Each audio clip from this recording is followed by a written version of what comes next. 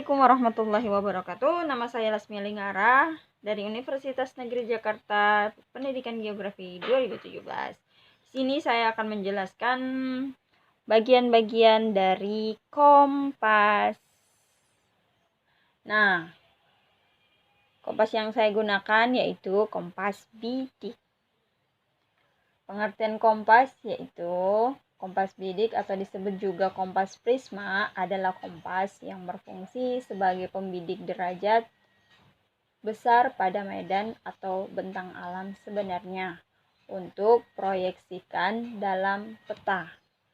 Nah, jenis kompas ini yang sering digunakan dalam kegiatan-kegiatan alam. Setelah itu, saya akan menjelaskan bagian-bagian dari kompas bidik ini. Yang pertama yaitu kaca pembesar.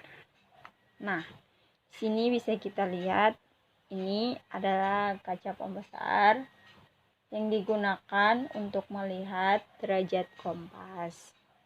Nah, yang kedua itu ada jarum petunjuk. Nah, bisa kita lihat ya, ini yang dinamakan jarum petunjuk. Jarum petunjuk adalah alat yang menunjuk magnet utara. Gitu. Nah, seterusnya ada tutup dial. Nah, tutup dial itu yang ini. Ini yang dinamakan tutup dial. Ini ya. Nah.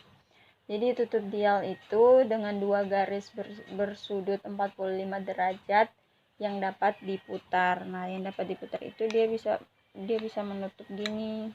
Itulah.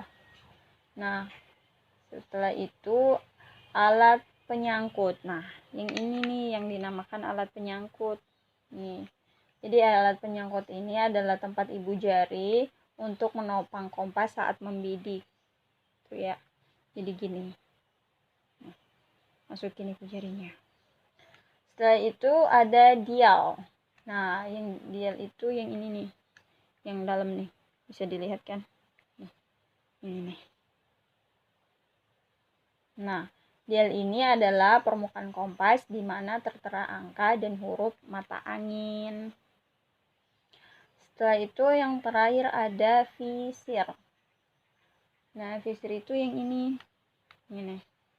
Bisa dilihat kan? Ini yang dinamakan visir. Nah, visir adalah lubang dengan kawat halus untuk membidik sasaran. Gitu. Nah, sekian pengertian dan bagian-bagian dari kompas bidik.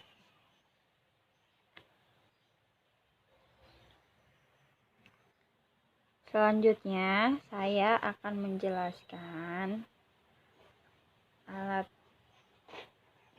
teodolit.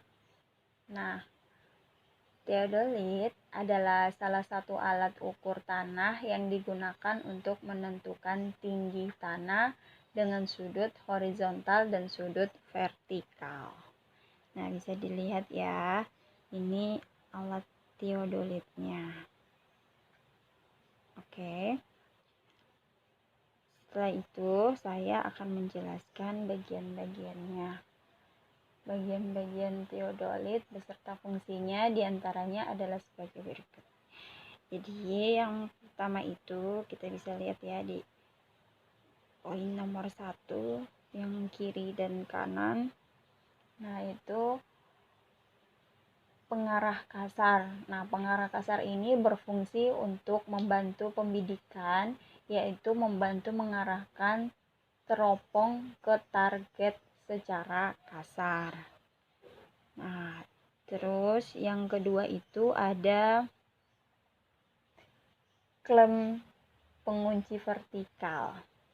Nah, ini berfungsi untuk mengunci teropong agar tidak dapat digerakkan secara vertikal.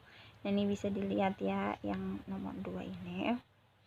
Nah, setelah itu nomor 3 penggerak halus vertikal.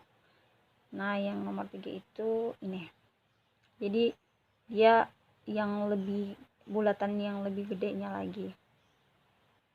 Nah, setelah yang Ketiga itu penggerak halus vertikal untuk menggerakkan teropong secara vertikal ke arah rambu ukur atau objek secara halus. Nah, setelah itu yang nomor 4, tempat baterai. Nah, bisa kita lihat ya, yang kiri maupun yang kanan. Nah, ini tempat baterainya. Berjumlah 4 buah dengan jenis baterai A2. Setelah itu poin kelima, bisa kita lihat ya, kiri maupun kanan, yang ini dan ini. Nah, poin kelima itu klem pengunci lingkaran horizontal. Fungsinya itu untuk mengunci badan pesawat agar tidak dapat diputar secara horizontal. Yang keenam ini bisa kita lihat ya, yang keenam yang ini. Yang keenam itu penggerak halus lingkaran horizontal. Fungsinya itu untuk menggerakkan teropong horizontal ke arah rambu ukur atau objek secara halus. Nah, setelah itu yang ke-8, yang ke-7 ada skrup pengatur nivå.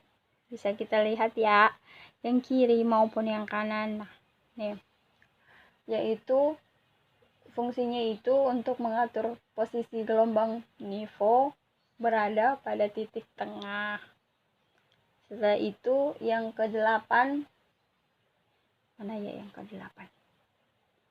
Yang ke-8 yang paling atas ya. Nah, yang ini nih. Nah, kiri maupun kanan. Yang ke-8 itu handle untuk pegangan tangan pada alat. Jadi ini fungsinya itu untuk pegangan alat theodolit. Nah, yang ke-9 itu ini. Yang ini ya. Ke-9 yang ini. Nah, yang ke-9 itu pengatur fokus lensa okuler. Fungsinya itu untuk fokus lensa okuler ke objek. Sudah itu yang ke-10, nivå tabung. Nah, ini ya, nivå tabung itu yang ini. Bisa kita lihat ya. Nah, nivå tabung ini berfungsi untuk menyetel posisi sumbu 2 pesawat secara horizontal dan dapat diatur dengan 3 skrup penyamarata. Setelah itu poin ke-11. Nah, yang 11 ini bisa kita lihat ya. Yang 11 ini nih. Yang 11 ini display dan papan tombol. Nah, fungsinya itu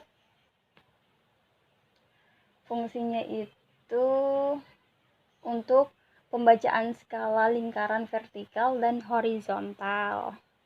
Yang ke-12 itu nivå kotak. Nah, yang ke-12 itu nivå kotak yang ini ya. Yang ini bisa kita lihat ya. Ini. Nah, nivå kotak ini itu berfungsi untuk menyetel posisi sumbu 1 berada pada posisi vertikal. Setelah itu ada poin ke-13, yaitu plat dasar. Nah, plat dasar itu yang mana ya? 13. Nah, plat dasar itu yang ini. Fungsinya untuk bertumpunya pesawat theodolit. Yang ke-14 yang ini. Yang ke-14 yang ini ya. Nah, yang ke-14 yang ini. Fungsinya itu lensa verticalizing. Fungsinya itu untuk melihat dan memosisikan sumbu 1 berimpit dengan titik berdiri pesawat atau titik tertentu di bumi. Setelah itu, yang terakhir, poin ke-15. Nih, ini ya, bisa kita lihat.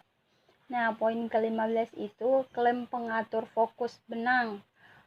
Fungsinya itu untuk memperjelas benang pada lensa atau benang atas, benang tengah, dan benang bawah. Nah, kemudian itulah pengertian dan bagian-bagian dari alat theodolit. Sekian dari saya. Kurang lebihnya mohon maaf. Wassalamualaikum warahmatullahi wabarakatuh.